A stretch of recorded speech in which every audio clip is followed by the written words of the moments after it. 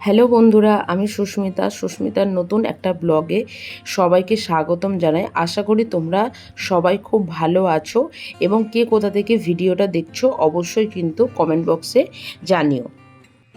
সকাল সকাল ঘুম থেকে উঠে রোজকার মতন কিছু এক্সারসাইজ আমি রোজই করি, তা সেগুলোই আমি সেরে নিচ্ছি।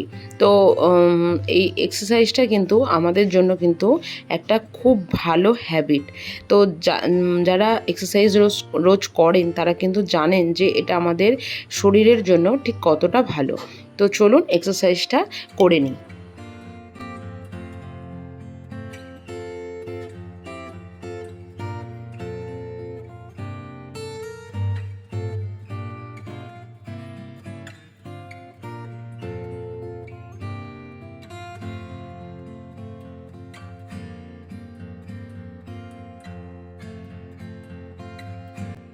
এক্সারসাইজ সেরে নেবার পরে রোজ সকালে আমি খালি পেটে যে গরম জলটা করি সেটা বানাচ্ছি এবং এই গরম জল খাওয়ার অভ্যাসটা কিন্তু আমার মোটেই ছিল না।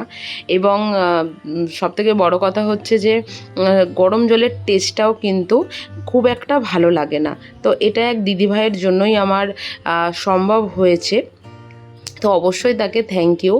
এরপর আমাদের যে দোকান আছে সেই দোকানে রোজকার মতন এনারা আজও চলে এসেছে ঝুড়ি ভাজার জন্য। তো এনাদেরকে ঝুড়ি ভাজা দেব। তো এনাদেরকে ঝুড়ি ভাজা দেবার পরে তো এনারা খুব আনন্দের সহিত সেই ঝুড়ি ভাজাটা খায় এবং এনাদের যে আরও বন্ধু আছে যারা ছাতারে পাখি, মাঝে মাঝে দুটো একটা কাকও কিন্তু ওদের সাথে চলে আসে এই ঝুড়ি ভাজাটা খাওয়ার জন্য।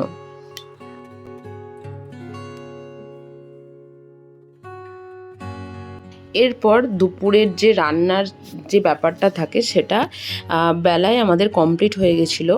এরপর আমি সবাই বাড়ির যখন ব্যস্ত ছিল, আমার তো সেরকম কোনো কাজ ছিল না, তো তাই আমি রান্নাঘরটাকে একটু পরিষ্কার করে দিচ্ছিলাম। যেখানে আমাদের আজকে দুপুরে রান্না হচ্ছিল, তো সেটাকে খুব ভালোভাবে আমি পরিষ্কার করে নিচ্ছিলাম।